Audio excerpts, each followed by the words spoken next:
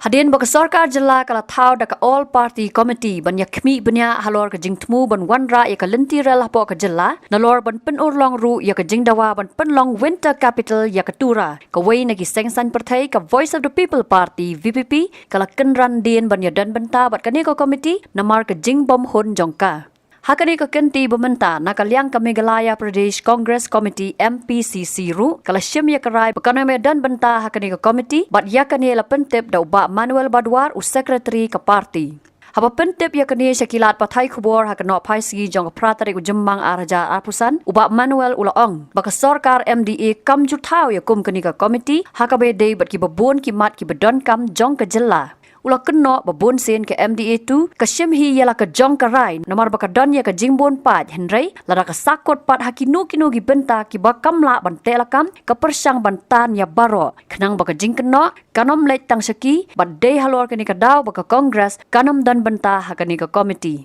Nolor kita ulo angru baha kapor baka sarkar kasyem ya karai ban sna casino lani ban ya kren halor ki khaput ka khlam thau ya kanu kanu ka committee bad kani hi kalong ka bab ya hap The view of the Congress is very clear.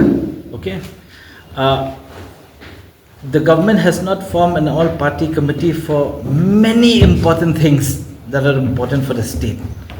They take the decision on their own. Right? Why? Because they have the majority. So it has been decided by the public at large for the government, MDA government, to take decisions on their own.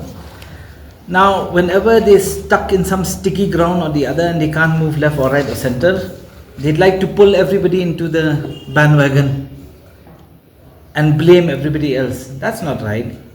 So why should the Congress participate in each and everything that they feel as if they can't handle on their own? It just shows their weakness. They've been given the mandate by the public at large to run the show.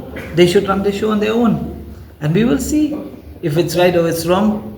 But to form an all-party committee, what do they mean? It's just a hogwash, just to whitewash everything else and just to show people that, look, we're trying to involve everybody. So if you want to involve everybody, then involve everybody in everything. Don't just involve in one agenda or the other, which you feel as if you're in sticky ground. That's not acceptable, right? VPP has said that they will not be part of this all-party committee. So will the Congress be part of this committee? I think I've made myself clear. The Congress will definitely not be a part of this committee because we don't believe that, whenever you're running into sticky ground and you can't decide on anything and you pull everybody apart. I mean, you pull everybody together and blame everybody else. It's not right.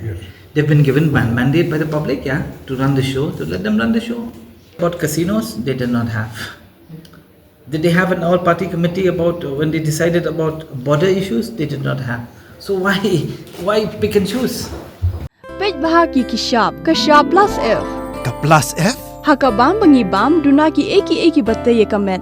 Namar kata habat thiru atau khau kam lo ka umpnyang kadut pej ya ka sharp plus F haka jingsom.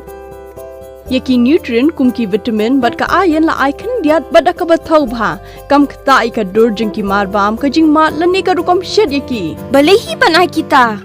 Kadon ka we ka jing mentoy ba Kongsan. Ka kot ka kia ka nutrition ba khambha ka jing im ba khambha pendon kam daki mar ba modon ka sharp plus F menta kasni Lawan Ra Shafi Lingba ko office jong commissionerate of food safety Meghalaya